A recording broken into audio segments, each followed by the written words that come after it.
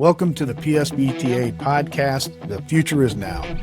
My name is John Paul Jones, and I am the Executive Director of the PSBTA and host of The Future is Now PSBTA podcast. So today's episode of The Future is Now is protecting and preserving the 4.9 gigahertz spectrum for public safety.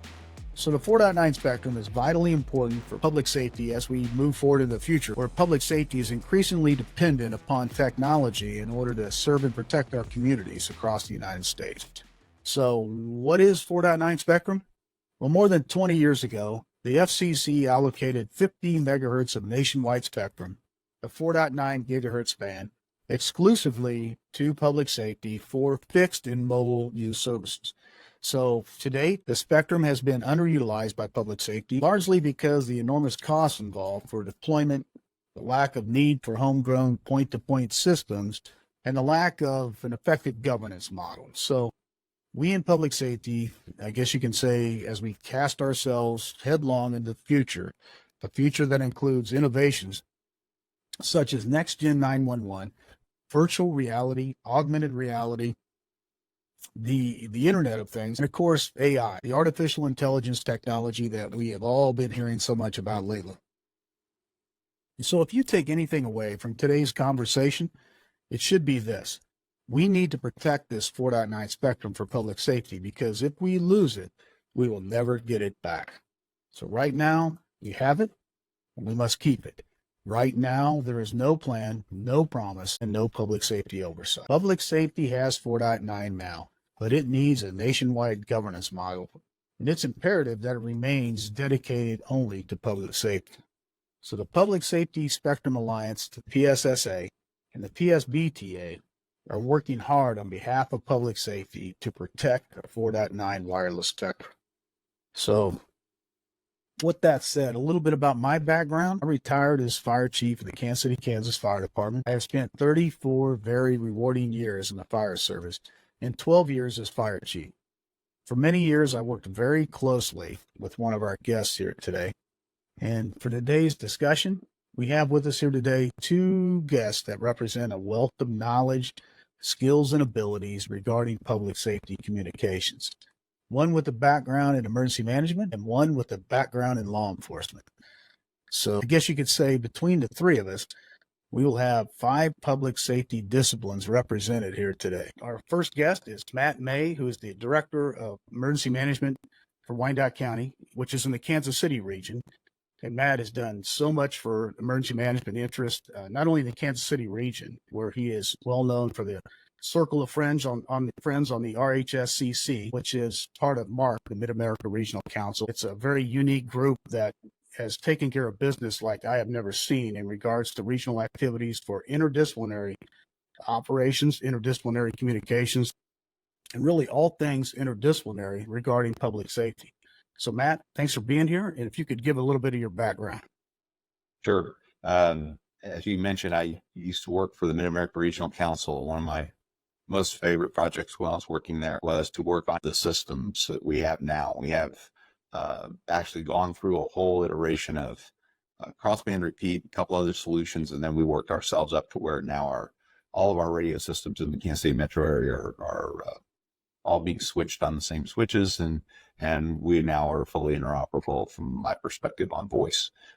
We include data in that, and then we also have some other pieces of it that are still being developed out. So I'm very proud of that work. In addition to that, as the emergency manager for Wyandotte County over the last almost 10 years, we've been able to develop our own system as a piece of that, and then also look at all the other resources that we need to have for communications. Well, thanks, Matt. And also with us is Mike Barnbeck. And Mike, why don't you give a little bit of your background as well? Hello, everybody. My name is Michael Barnbeck. I am a retired police supervisor, director from the Las Vegas Metropolitan Police Department. Some of the opportunities I've had in my career was creating the Southern Nevada Regional Communications Council that brought 30 agencies together through interoperability. I worked at the state level at the governor's office for different technology grants, initiatives, and tied it all together from a statewide initiative. Now what we're doing is representing public safety to try and create the best and recommend the best technical solutions for public safety for the taxpayer dollar. And that's why I'm here. Very passionate about it. Thank you. Now, Mike, I tell you what, I know you could go on and on for the next 10 minutes of things you've accomplished in regards to public safety communications, and that goes for Matt as well. And Matt, I think your middle initials, isn't it, for interoperability? Because I tell you what, that's what you're all about. Have been for a long time. Really, you were very instrumental in the interdisciplinary interoperability that we experienced in the Kansas City region, and specifically in Wyandotte County, Kansas City, Kansas. I'm a retired fire chief in Kansas City, Kansas, and we worked together for many years.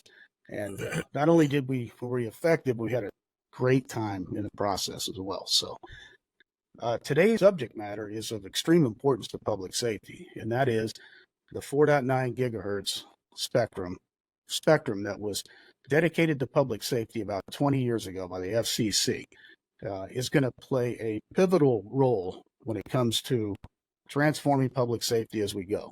Now, the issue is, for the last 20 years, that spectrum's been dedicated to public safety, but not a lot has gone on with that spectrum due to the costs associated with building out the networks, making the investment, I guess, from a local control perspective across the country, is very difficult. And so, pre-FirstNet, that's kind of the issue we had. And what was discovered during 9/11 was the sporadic kind of networks that are out there that aren't tied together for public safety and dedicated in a real way with standards and a centralized governance platform.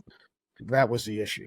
So I was wondering, Matt, could you speak to maybe what you think is the importance of preserving that 4.9 spectrum for public safety going forward, and especially when it comes to future innovation? Sure.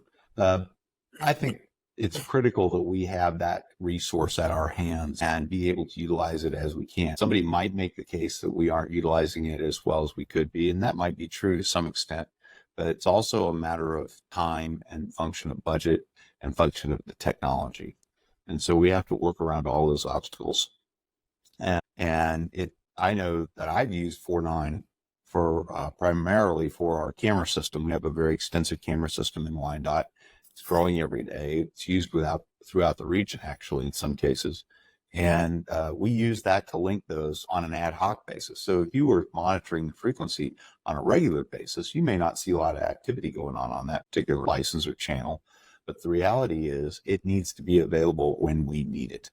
There are times when something like that is critical. And John Paul, you know this from your firefighting days. There's certain types of fire you don't want to get real close to, but you do want to observe it, and you want to see what's going on and know how to go in and attack it.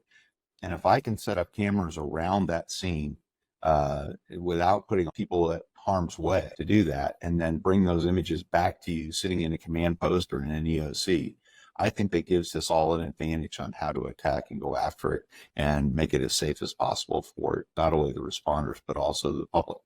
So again, to look at it from a use standpoint may not be the fairest assessment. I think those wavelengths or those that are available to us have to be available to us, have to be able to utilize them. Maybe we do use them on a day-to-day basis, but we'll find more applications. But in the meantime, the kind of applications I look at, there's lots of resources in emergency management that we get hoping we never have to use. And so sometimes it looks like it's just sitting there idling. The truth is it's sitting there available and ready to go to work. And I think it's just a different approach. Well, I agree. Somebody explained to me the other day, the 4.9 spectrum and its availability, the need is centralized governance, so we can make the standards, the public safety standards, the public safety grade. And in a lot of ways, that's already been established through the FirstNet Authority. And so I guess the idea is it seemed like a natural fit if that was to be folded into and under the authority of the FirstNet Authority to determine the public safety grade and standards and keep it all within public safety. Because if you look at it like they were talking about, like the road system, and if you're in let's say a major metropolitan area, and there are multiple municipalities within that metropolitan area, and how the roads are taken care of. I mean, you might have some that are just superb streets and with no issues, and then all of a sudden it looked like the road's been carpet bombed because there's so many potholes, et cetera. And a lot of that's funding mechanisms and whether or not the funding's there, and for it to be consistent across the entire metro through all the municipalities. And so I think the example is a good one, that when it comes to, this public safety spectrum, having a centralized authority that would manage it so it's consistent across the board for all of public safety, not just those that would have the funding mechanism to build their own networks or to take advantage of that to a certain extent.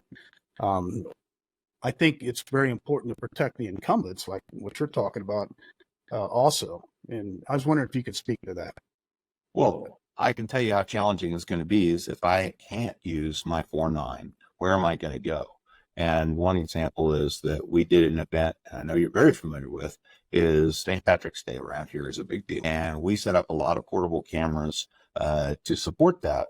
And we made those all connect and everything was great, right until the guys with the remote trucks showed up, because we were using some of the unlicensed spectrum. And the minute they showed up, they just blasted us out. All of a sudden, those cameras weren't working. We have to have spectrum, but more importantly, we have to have protected spectrum where we can hold up and say, hey, wait a minute, we've got a license for this. We have a governance body. We have set asides for particular kinds of usage, whether it's drones footage coming down, helicopter footage coming down. I have a receiver in one of my communications trailers that will receive video downlink, and very easily, it's not right now, but it could very easily move to 4.9 and be in a even better space because it's in protected spectrum. But I can tell you the terrestrial stuff that we had been using when we first got those cameras was in the 5.2.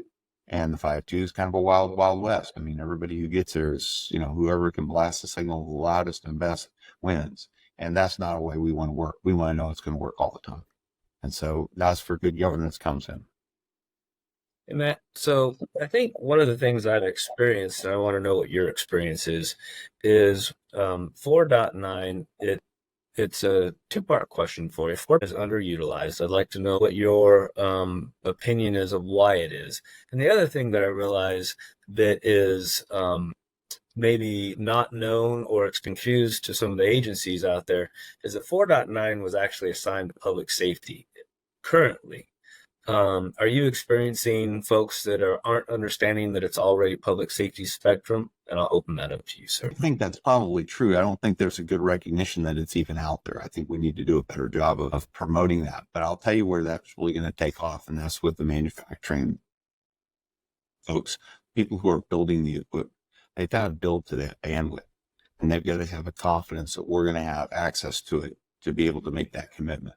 So if we can say, yep, it's ours, no question about it, no qualms, they'll build to it.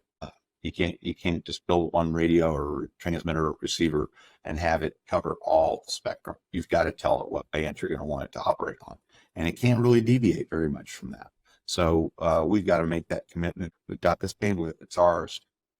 Let's build something, make sure we're taking advantage of it and use it. Well, that's interesting. The FirstNet Authority's model, when FirstNet came into being, was you have the standards, you have the public safety grade, you have the consistency, and then what came along with that were the manufacturer's confidence, so they could build the devices and products and have this ecosystem there to take advantage of going forward. And of course, the funding mechanisms that occurred so that it wasn't sporadically developed across the country. It really stood up kind of all at once. And that's how we kind of foresee 4.9 and its importance if it falls into that governance model. And I'll talk real quick a little bit about the PSSA, the Public Safety Spectrum Alliance, which was born out of the Public Safety Alliance, which that was the original group that spent the blood, sweat, and tears in making this, the idea of FirstNet become a reality. And, what you had is what Chief Jeff Johnson, was fire chief for a long time in Fulton Valley, Oregon. Also, he was president of the IFC, and he's been involved in a lot of things. He's a fire service leader like no other, but he was heavily involved in that from the outset. But one of the things he has said that what we need and what FirstNet provided and what we need when we look at 4.9 and the preservation of that spectrum for public safety is a promise. You got to have a promise, which is the promise is we're going to make this happen. And you're going to have, a plan. You're going to have a plan. So a plan promise and public safety oversight. And those are the three things. And that's what hasn't happened in the last 20 years. And if that was to occur with this, I think it would make 4.9 come alive. And when you talk about, all the technology and innovation to come, and you can speak to that, but what about the Internet of Things? What about Next Gen 911? What about artificial intelligence and augmented reality and those things that are going to come into being? How do you see that if we can accelerate the availability of 4.9 in that realm? Well, I think there's got to be some movement. Like I said, it's got to be in concert, right? It's a chicken and egg kind of an effect. We've got to show that we have a need and a desire to utilize the bandwidth, and the manufacturers have to decide that they're going to support that. And I think if we can show them there'll be a market for it, they'll come in droves. Certainly FirstNet's seen that with the Band 14 on the instruments that they're pushing out now. But, is it Band 14 capable? That's one of my first questions. And so that I can take advantage of that dedicated bandwidth. So I think the same thing would happen for 4.9 if we could get it locked in without the threat of it going away. And that'll be the big thing for the manufacturer. So Matt, you talked about the need, and I think that's very important. And I think that some folks would like to counter against public safety and say it's underutilized, whether it be 4%, 9%, it's licensed, understood. So let me throw this at you. We have all run different technology networks. We all struggle for budgetary constraints of CapEx and OpEx. So what is your opinion of why 4.9 is underutilized up to today's date? Well, I think it's a combination of things. And again, I think that we as end users, and I am one of those. I'm not a designer. I'm not I don't ever been in either one of your professions. I grew up around it. My dad was both a fireman and a policeman. But I get the mission. I understand the need. But to design systems to do this, and this is one of the things I did at Mark, we found needs all the time. If we only had this capability, we could be doing this with it. And I think those conversations go on all the time. The problem is we're not getting them. Once they use it, they'll be, oh yeah, this works great because I'm not going to get interference from other users. I don't have to worry about, will it be there when I need it? We need to protect it. I agree. The scary part is there's an opposition group out there right now that is advocating that some of this or all of it is taken away from public safety. And I think they're advocating to open it up, send this spectrum's ownership to individual states and let them decide. The problem with that is that's the problem we had before FirstNet. It would take forever to get anything together as far as interoperability. And John Paul, don't you see the possibility of if you let the states make these decisions, and let's say the state of Kansas keeps it protected for public safety, but the state of Missouri chooses not to? That's a problem for us here in Kansas City because I'd love to think that those radio waves stop at the river, but they don't. And so we will inevitably be interfering with each other. They put a vendor on it in downtown Kansas City, Missouri, and they beam it right back at us. You know where I sit. I literally could throw a rock from one side to the other. So it's not as simple as that. And we've seen that problem that we had before, and that was problematic. And this let the states do it is not going to work out too well either. We really need to do it at a national level. And I need to be able to say, hey, I've got this trailer and it's got these cameras on it, for example. And I keep going back to that example because it's one I use all the time. And we can drive them across the river and take them over to a scene in Missouri and not have any problem or worry about whether I'm licensed over here. Does it look like we need an overall governance umbrella that brings local, state, national entities together so that it also creates the opportunity for interoperability, manages the cost, the build out, the evolution of technology, staying up with technology? And I threw a lot at you, but go ahead and whittle it away for me on what you think. I absolutely, again, growing up with my experience in the voice realm, we saw a lot of combined systems. You know how those work. It requires that governance. It requires that one-stop shopping. If you're the manufacturer, can I build this in 4.9? And if I do, will somebody buy it? Well, if you have to talk to every single guy like me across the country, to get that opinion, you're going to be at it for a very long time. They're going to be much more likely to make that investment in manufacture and provide those resources that we need that don't even exist today.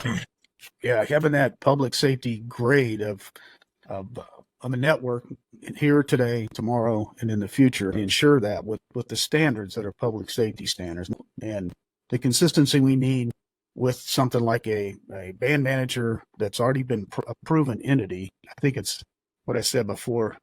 It's a natural fit, and I think it would accelerate the effectiveness of getting this thing to where it needs to be. And I think that what the three of us are talking about and discussing is not reinventing the wheel. It's something that has already been successfully deployed. I think what the FirstNet Authority Board has done, that is for public safety, it is a government contract, that it has given, FirstNet Band 14 has given us that framework. They've given us a shared interoperable platform throughout the United States. They've given us critical infrastructure that is already included in that. And I think that what we're talking about is where 4.9 should reside to ensure that we're not reinventing the wheel, we're not wasting taxpayer money, but where it resides, where there's been a proven successful governance model. So Matt, do you agree? Let's take first off the recognition that this bandwidth is a natural resource. Think of it like a forest. And if we let an entity go in and cut down all the trees, then who gets the benefit of that? You're really not benefiting the people who want to use the forest to its best extent. And that's the way I look at bandwidth. Bandwidth is a natural resource. We're not always going to pick something that makes the most money or has the most use for this or that. But let's set it aside to make sure it's there for the public's benefit. And that's really who we all want to benefit. We want to benefit the citizens, whether it's a better response. I mean, I've never been on an after action report where it didn't start out with communications being the first issue, right? So I always think it should be in the template of the documents we use. It should just start with communications. So if we can keep that resource set aside just for those purposes, make sure, and that's what I've always seen 4.9 as. It's another resource that we can't just give away. And because it'll go to the people who can afford to buy it or who have the wherewithal to make it happen, and won't go to the people who need to be benefited as a whole. And we know government entities don't have the deepest pockets. And so, and speaking from my perspective, if I can make sure I can lock it in and again, give those manufacturers of this equipment an opportunity to say, hey, we can do this. We can for you because you've told us there's a market for this, then it'll happen. And the idea that it's not being utilized will become a non-discussion.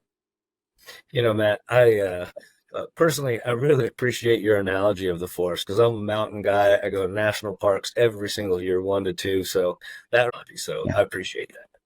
Yeah, so, it's I talked about there's some opposition out there and that opposition is really backed up utility companies that really they want to get at that spectrum. I think they want to monetize what they can by getting access to it or possess it, and at the expense of public safety. So I think we need to keep our eye on the prize, when it comes to what's going on with this. And that's really why we're here today is awareness, but also, a call to action. And Matt, what do you think in regards to that? I know the PSSA, which really PSBTA's connected at the hip to the PSSA for obvious reasons, but the call to action, how do you see that? So let's take this as so what, right? Person watching this goes, now what do I do? Okay, that sounds like something I should support, but how do I do it? I'll be the very first one to admit that working within the FCC structure and getting in on what's called a report and order is challenging at times. And I think that's where an organization like the PSSA is great because they can simplify that process. And so if you go out to the website and look, there are several links that will walk you through that process for getting your comments known. It has been surprising to me when I put comments in about frequency use, which I have in the past, and people who recognize my name because it showed up in Federal Register or something like that. And but they saw it and they appreciated the comments. And I think the more of us that can do that, the more the FCC can see how much people care about this topic. And it's important. And I highly recommend, and John Paul can expound on this, the work of the PSSA and the links in their website to be able to go out and make comment and let the FCC know your opinion. We want to make it simple. It's not simple if you just dig in there from, fcc.gov. But this process will help a lot in how you format the information, get it to them correctly, and then they respond. I've actually had calls from the FCC saying, "I've read your comments, but we get the comment out that this is where we think it ought to be," and have actually influenced rulemaking at that point. So, Matt, right now there doesn't appear to be a roadmap for funding or what the cost of ownership for a private solution looks like. What is your take on, is this going to impede evolution to newer technologies or where we currently sit? I'm going to open that up as a very broad-ended question to you. I think the market fills those gaps. I think it will, we've got to show that they have a place to go with it and lock that in and say, this is protected turf, you can build here, and we'll make it happen. And then if we need it for public safety response, it's sitting there. So we really need to decide this so we can move forward with some of these applications. I think you hit that. I think you hit that pretty on the head right there. Is that, we're talking about public safety. Public safety is the primary that we're talking about for the use of 4.9, but there's the secondary use of 4 related to public safety of how we provide a safer environment, more efficiencies and things for services to the communities that we all live in the United States. So right. I like that. Completely. All right. So, 4.9 gigahertz spectrum in general can be kind of a complicated subject matter. But I think one thing that really needs to be understood here, hey, I'll just use kind of fire logic here with this in regards to water distribution system. Sorry about that, Mike. But no, I mean, in order to deliver the water to where it's needed for fire suppression, I mean, you got to have the pipeline, the pipe diameter, the volume of water delivered necessary to do the job. It's the same way with spectrum and why it's so important. And then we only have a finite amount of it. So I would think that if this was dedicated to public safety 20 years ago, go somewhere else. If we lose this grand opportunity to go forward in the future with innovation, to me, from a community risk reduction standpoint, it's a reduction in service, which affects the safety for our community and the safety of fellow firefighters, police officers, emergency management, everybody that's involved in the interdisciplinary application of public safety, working together. That's the scary part. That's why it's so important. And I would think that if we can hold on to this with two hands, if we can follow the FirstNet model and the governance model in this, because FirstNet was so successful that it seems like, once again, a natural fit to get this where it needs to be. But Matt, when it comes to the one thing that was brought up, I just want to make sure we cover this, and that's the local control. So those in opposition of this staying strictly with public safety, talk about, well, we want local control. Local control to me is not getting in a time machine and going back to where we had all these interoperability problems. Local control is what we developed by centralizing the authority and standardizing, so that then it's up to us in public safety, where the local control is. What do you think about that? I totally agree. And I think that, again, I'll go back to that analogy of the grant programs in P25. For those who don't know, P25 created a standard that everybody could build to for voice radio. And look at what happened with that. I mean, it was great. We have competition in the market. They're still able to get out and do their thing, but it created a much less of an issue with working this brand of radio on top of this radio system. And that gave us the maximum flexibility to do what was best for the response community. I think the same thing would happen here. I think if we had some control over that, but allowed some framework for it, it would build itself. And I think that we could do it without the interoperability problems. John Paul mentioned it. We definitely don't want to take that step backward. A group like PSSA can help with that, what that standard looks like, and say, hey, you're welcome to bring to market and it meets these qualifications, then maybe there's grant money out there to be had for you. I think we can do that. We can lobby for that.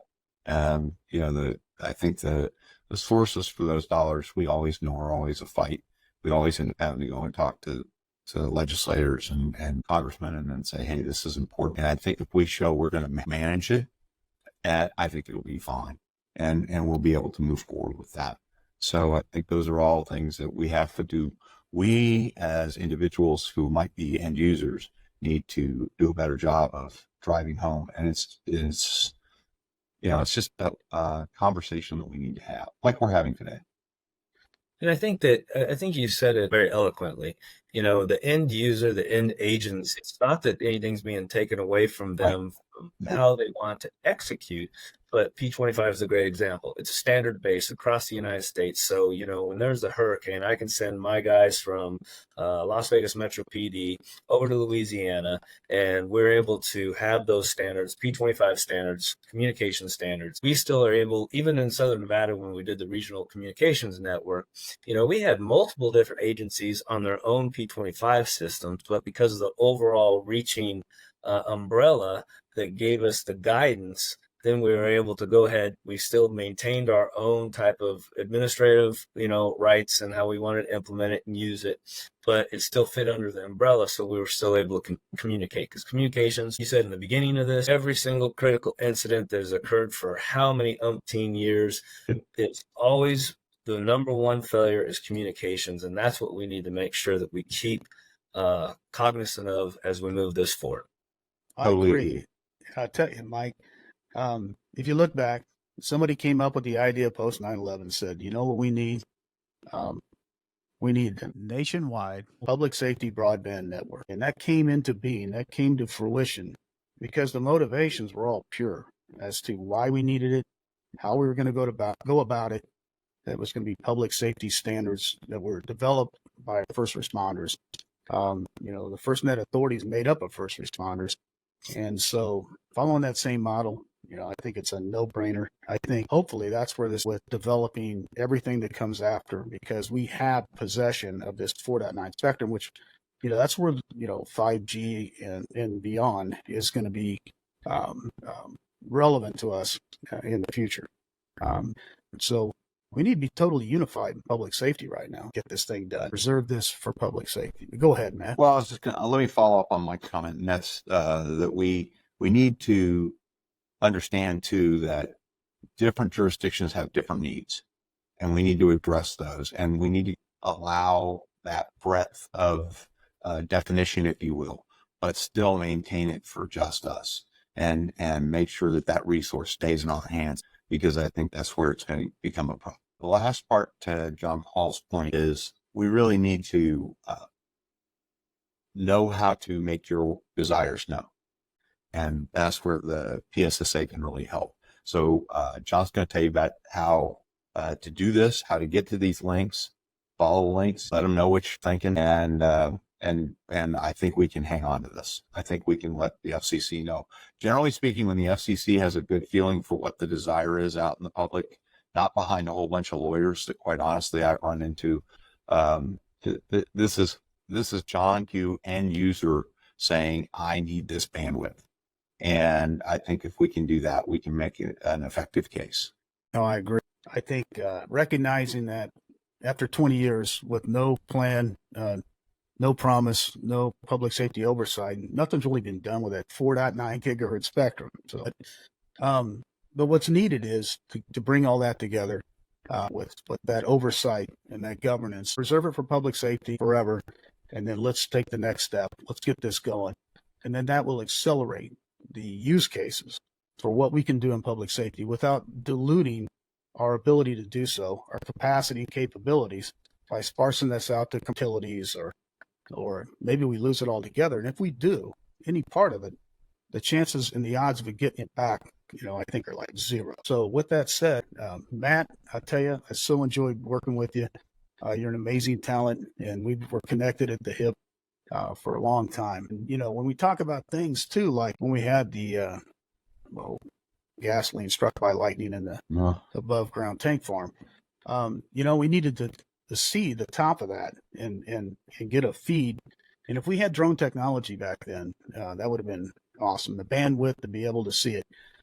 We caught a few lucky breaks. Fortunately, you know, I had to close the airport, but before I did, I said, "Wait a minute!" And those news helicopters are flying over, giving us a feed of what the lid looked like because we wanted to make sure it was still intact, and it had to be for us to create a strategy that we did to let that thing burn down and burn itself out without creating this huge environmental mess. So, you know, it worked out for us, but man, we could have utilized that type of technology. Because it could have went south on us. And let me guess, John Paul, what you did in lieu of is you sent the cops in as canaries to go ahead and do the recon for you. No. We were back there. You know what? We took care of each other like we always do. And you know that. But I love to mess with you. But I will say, I think I missed, excuse me, it was 1 million gallons of gasoline that was on fire. The whole tank was on fire. It was a big deal. It was struck by lightning. So it was flu. But we managed it together, and that's why it's so important. I brought up the future of technology and video streaming and Mac, and what you couldn't do with 4.9 cut loose. You know, that's what we're going to see in the future, hopefully. Matt, again, enjoyed this conversation. I appreciate the frankness, the amount of genuine candor that you've had in this discussion. So I appreciate that. Happy to bring it. Well, that goes for you too, Mike, your technical expertise in these realms and what you've done with the resources you had in the past. If anybody recognizes the need and the capabilities of the future, if the funding mechanism and the governance model is there, it's you. So appreciate you being here as well. Appreciate your expertise. And Matt, you know, we'll see each other very soon because I still owe you that buffet we talked about. So it's been a great conversation about a subject of great interest to public safety. But the call to action that Matt spoke of is where you can make a difference. So to do that, go to the PSSA website and check out where it will reference how you can quickly engage and stand with your public safety peers in supporting the PSSA efforts to preserve the 4.9 spectrum for public safety. And to our guests, Matt and Mike, thanks for taking the time to be here. And to our followers, viewers, and listeners, thank you for your interest and motivation to learn more about this relatively time-sensitive subject matter.